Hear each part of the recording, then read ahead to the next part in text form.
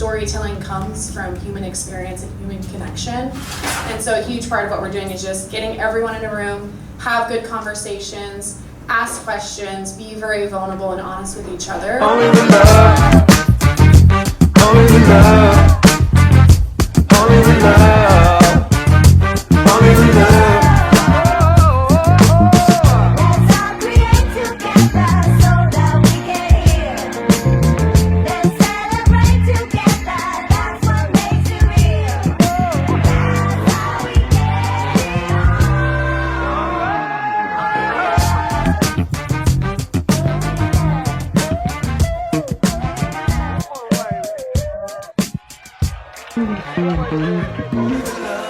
All right, so first panel of the night, I'm very excited to have my friend Reed, who is the CEO of Night Media. You may not have heard of Night Media, but I'm sure everyone in the room has heard of Mr. Beast.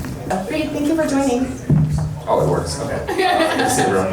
And thank you for bearing the traffic, everyone. I know it's been a hectic day, so really appreciate your time and the opportunity to have everyone in the room as well. We would love to kick things off. So you've come from a very untraditional background. Would love to hear a little bit about your journey in working with Jimmy, aka Mr. Beast, and sort of how that relationship got started. Yeah, I mean, I tried to have a traditional background. I was born in North Dakota, didn't really have any connection to Hollywood. So when I first wanted to get into the industry, I probably tried, like everyone else, to get into the mailroom at UTA, CA, WME. Unfortunately, could not do that, and thankfully at that time, it was in 2014, and kids were playing video games on the internet, and a lot of those kids were playing Minecraft and Grand Theft Auto, and I met a few of them, started representing them, and that's how Night started. We represented a lot of the early video game creators that are still making content on Twitch and YouTube, and then I got a DM in 2017 from this kid named Jimmy Donaldson, and I had been working with Dude Perfect, for those of you familiar at that time. I started managing them in 2014 as well. And Mr. Beast had heard about them. And so when he DM'd me on Twitter, his message was, hey, can you help me make money? And he had 500,000 subscribers at the time, very small. But when I met him, he showed me this graph, and I had never heard someone contextualize YouTube in this way before. But the graph essentially had every video that he had ever posted up until that date, and he was still early in his career. But it had the average view duration on the y-axis, the click-through rate on the x-axis, and it basically had every video dotted based on what the statistic for that single video was. And he had a line drawn on the map, and it essentially said that if I get a 12-minute average view duration and a 15% CTR click-through rate, my video gets 10 million views.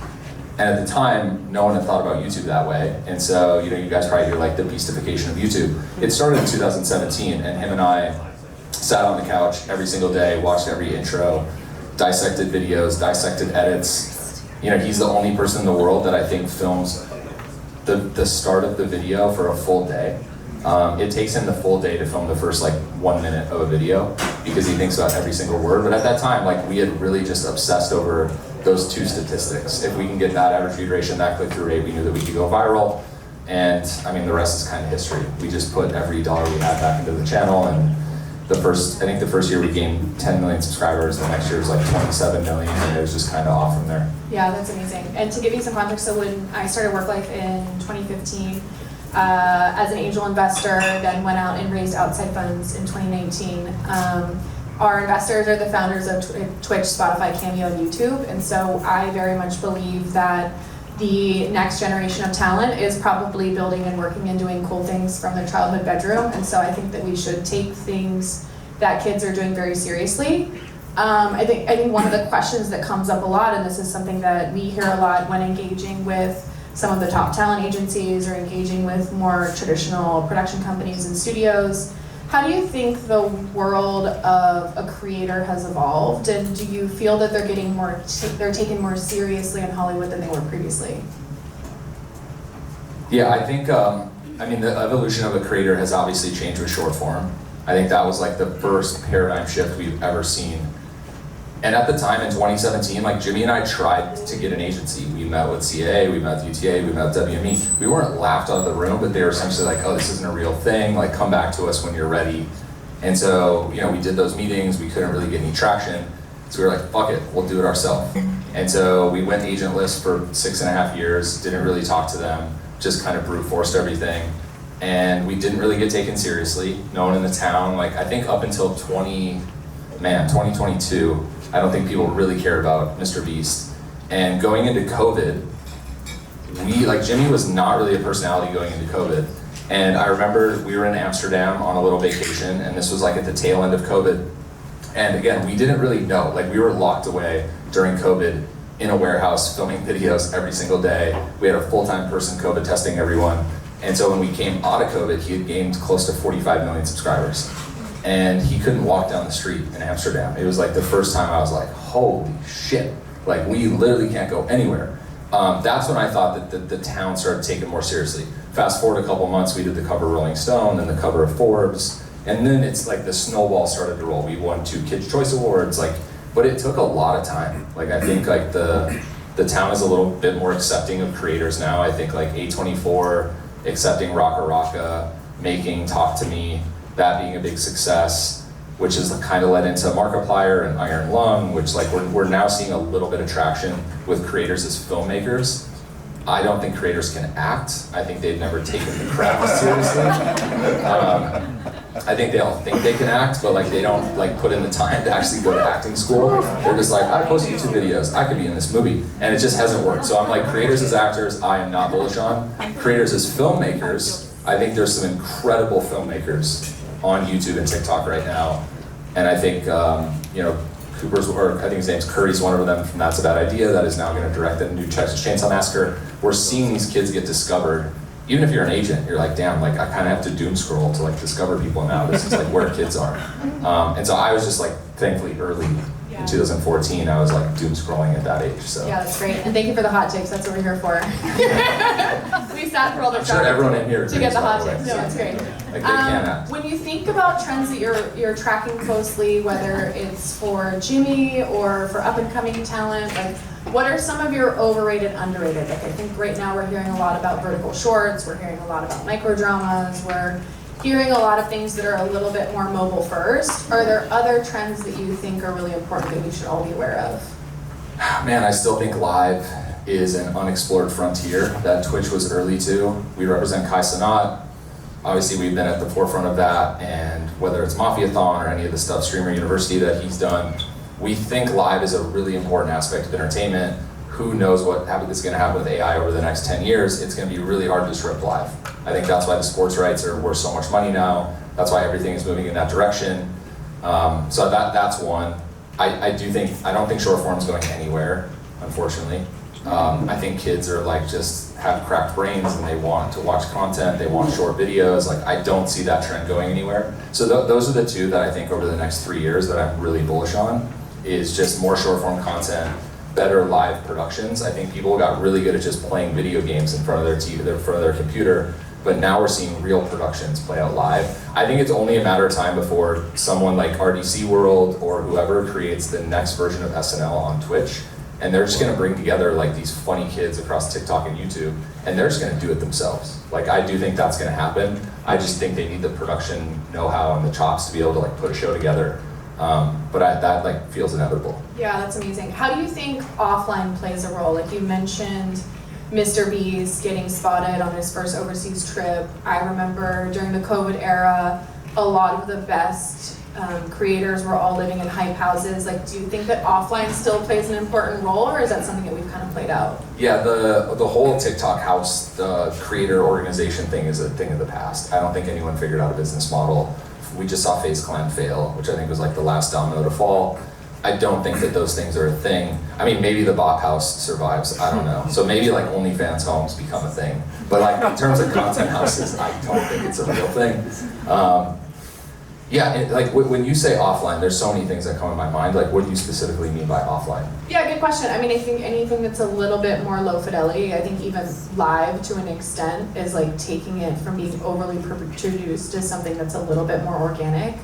I think there's an interesting trend. It's like whenever I go to a music festival, go out with friends, like there is this emerging trend where people want to spend less time connected to their phone, and so digital cameras are a real thing. Like, how do you think about maybe even some of the use of new hardware? Yeah, I actually do believe that like Gen Beta and Gen Alpha are going to be very anti-connectivity. Like I see it with like my little niece who's 7 years old. She kind of hates cell phones. She doesn't like getting her picture taken. I kind of just see this trend happening where like they're gonna see all of these like millennials that are so in their phones and they can't connect in real life. And so I do anticipate we're gonna see a swing back in the opposite direction of people wanting experiences, wanting to get outside, wanting to touch grass. Sorry, I know I have a lot of Zoomer lingo, so I apologize, but wanting to like touch grass and get outside. I do think we're headed back in that direction. And so I do think offline is very important, and the Twitch streamers do this very well. Rolling Loud was just streamed on Twitch over the last weekend. I think they had 80,000 concurrents. They streamed every single set. And I see that just continuing. Yeah, it's amazing. I also noticed Coachella this year did a really massive push on like, can you experience this from home with your friends in a format that feels like a lot more intimate. From an AI perspective, would love to get your thoughts. Mr. Beast has really pioneered a lot of the A/B testing and experimentation at scale when it comes to building out whether it's thumbnails or various different content or testing out different content themes. How do you currently incorporate AI into some of your workflows, and maybe where do you see AI going from a creative perspective in the future? So it's a hot button topic. It's probably going to be a surprise to the room given like who I am and how connected I am to the internet, that I'm pretty anti-AI in the art community. Like I think that thumbnails aside, like thumbnails are really easy. I've used all the AI editing tools, they're all shit. I actually think AI has just gotten worse. Like even like my OpenAI that I use, or ChatGPT that I use, and Gemini that I use, I actually think it's gotten worse. A lot of creators don't use it. They don't use it to write scripts. We have a lot of clients that we represent that do long form storytelling, they do true crime. They don't use AI for any of it. They don't even use it for doing research. Like they're just on Reddit, they're searching on their own, they have their own people. And so a lot of the creators have not adopted it yet. I think we use it for a few things. We use a contract redline tool that's actually quite trash, but it's like hopefully it'll get better. But like I don't know. I get why there's such a hype cycle around it. I just think that like we have used all the tools, and I've talked to every single creator that we represent, and you'd probably all be pretty surprised by this, but none of them are using any of it. Like yes, they'll use it as a search query to like ask questions. That's really it. Like I don't know, I think the tools like the editing wrappers and all this stuff, like they're gonna have to figure out if they can actually build a user base, because right now I just like, even Opus clips, like I don't know a lot of people that use it. They just pay kids in Discord servers to make clips. So it's all like not been utilized like it should. Yeah, that's super interesting. Yeah, I mean, it does feel like a new language is emerging as well. Like I've noticed the Duchscher and some other outlets are starting to talk about which words are being up 100 to 400% year over year. And so there are certain things that AI really loves from a word perspective, but I don't think it's producing better writers. I think it's actually just producing much more generic content that the average person can easily spot was written by AI. Yeah, it can probably give you a baseline script, but you're gonna have to go rewrite it and like make it your own and actually give it some meaning. I think we're a long ways away. Like I remember like Ben Affleck went on Joe Rogan's podcast and he was like, it just spits out a script. I was like, that is such horseshit. Like it spits out a bad script and then someone has to go and rewrite it. We've used all this stuff. Like we've been at true crime creators that have actually tried to use AI to just completely write their videos, and it's just really challenging at the moment. And they just end up giving up because they're like, I spend just as much time rewriting all this stuff. Like I could have just written it myself. Who knows, as computation gets way better and they build more data centers, maybe these tools get better, but I'm unsure at the moment. Yeah, that makes a ton of sense. We've got some business people in the room. Would love to get your thoughts on how you're spending your time, whether it's talent management or creative production work or just spending time learning more about some of the new AI tools that are on the market. Like how do you actually spend, like what's a week in the life of Reed? I spend a lot of time recruiting at this point. We have 150 full-time people. I would say 50% of my job is recruiting. I'm sure there's agents and managers in here, like I'm trying to steal all your people, so I spend a lot of time doing that. Like I feel like I have a big recruiting team now. I think like if you work at UTA and you're 28 years old, you have zero upward mobility, zero. You're not getting to partner. Yep. And maybe over 20 years you might get there if you represent Timothy Chalamet, maybe. But you should probably come work for me. It's like, I think the upward mobility of our company is way bigger. Like CA already has enough partners, they don't let anyone else in. And so I do a lot of my time just like recruiting new people. Like we want young kid, like, and also all these 28-year-old kids like love the internet. Yeah. And they know that like the future filmmakers of the world, like a lot of them are on YouTube and TikTok, and that's how they're getting discovered. Comedians are getting discovered on TikTok. So I spent a lot of my time recruiting. I spent a lot of my time on capital allocation. We just bought a music management company. We just bought a track and field Olympic agency. I still probably spend 10 to 15% of my time on our top 15 clients. I'm just like so obsessed with the internet and like digital media and YouTube and Twitch. And so it's hard to take my brain off it. Like I just constantly like am scrolling on YouTube. I'll find a farming channel in Idaho. I'm like, I have to message this person. I'm so curious how they started this channel. It was like, have you ever seen the channel Outdoor Boys? Yeah. Okay, I like little story time. I was high one night, like 3 years ago, on my couch, and I found this channel called Outdoor Boys, and he didn't have that many subscribers. And for those of you not know, he's like this man in Alaska that will like go build a fort and spend like 7 days. If you haven't watched the channel, by the way, it is addicting. But he'll make like 50-minute videos. It's just him, Bear Grylls style, single camera. And I watched videos all night, and then I ended up watching him the next day, and the next day. And he had no email, I couldn't get a hold of him, had no Instagram, and so I like digged, and then I put my whole company on it, and then we found out that his wife had a Shopify account, found the Shopify account, bought a bunch of shit, messaged her, and then like, we want to talk to your husband. And then he called me the next day, and then we signed him, and I was like, wow, that is, and now he's like one of the biggest channels. He kind of just semi-retired. And again, like now, like there's a lot of conversations with studios happening because they're like, wow, this Outdoor Boys thing is really interesting. But yeah, it's like my obsession is still YouTube. I can't escape it. Yeah, that's amazing. It's interesting because I feel like in the world of AI, something that I'm really excited about is like the next Walt Disney could in fact be like a 15-year-old in their bedroom in Wisconsin. Like you can actually just come up with creative ideas, vibe code something. Like I'm very excited for that aspect of the industry where, yes, you can start a fishing channel, you can start a channel about just about anything as long as you can build that base. Are there certain themes or topics or types of creators that you're really interested in at this moment in time? I mean, I am very interested in live streamers, so Twitch and YouTube live streamers. I really like travel, DIY, people that are doing like interesting things in the world, making long videos. I don't love like short form content. I actually love content that has a narrative, like that has storytelling, that has really good editing. That's why I liked Outdoor Boys. It was 15-minute videos, really well edited by him. Those are the things that I think I'm the most excited about. I went down the rabbit hole of farming about a year ago. I'm from North Dakota. There's actually a few channels in North Dakota.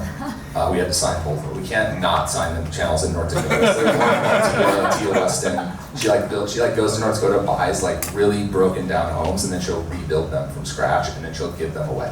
Really cool channel. And so I've kind of met all the channels in the Midwest at this point. And it is a lot of farming channels and a lot of like home renovation channels. Those are like interesting to me. I like that type of content. Yeah, that's great. From a business perspective, we have a lot of traditional studios and talent agencies in the room. How do you think about growing the business? I mean, I know you scaled it from 0 to 150 some employees. What are some areas that you're spending time on from a business perspective, and what do you view as being a critical part of that next phase of growth for Knight? We've, our whole philosophy early on was just like be the most internet obsessed company in the world. And so I think like we've just kind of stood still over the last decade, and it feels like things are just coming to us. Sports is becoming more digitally native, music is becoming more digitally native. How music gets discovered is literally through the internet and great marketing. And so I don't know, I think that like we will continue to stand where we're standing. Our like values as a company are like 4 emojis. That's how like internet native we are. And so I think if you're us, you're just like continue to just be the most internet obsessed company in the world. I think like what you end up buying over the next like couple of decades as I continue to run the company will like come more into play. But I think for us, like we just wanted to get real scale on the representation side. Bought a podcast network from Warner Brothers. Like it's hard. Like there's so many different things out there right now. Management companies are selling, production companies are selling. I look at all of it. It's just, I think for us, like I have a pretty long-term outlook. I'm like, Ari did this for a long time. Jeremy Zimmer did this for a long time. Like I do want to do this for like 40 plus years. And so I take a little bit different outlook on like, what do you buy? But what we're building, I think was once the internet's management company, I think like internally we kind of say like, what does the internet's media company look like and what assets do they own? That's something I think about a lot. and right now it's just been representation. Yeah, that's amazing. Well, Reed, thanks so much for your time. Thank you. Watch out for those. Only the love, only the love.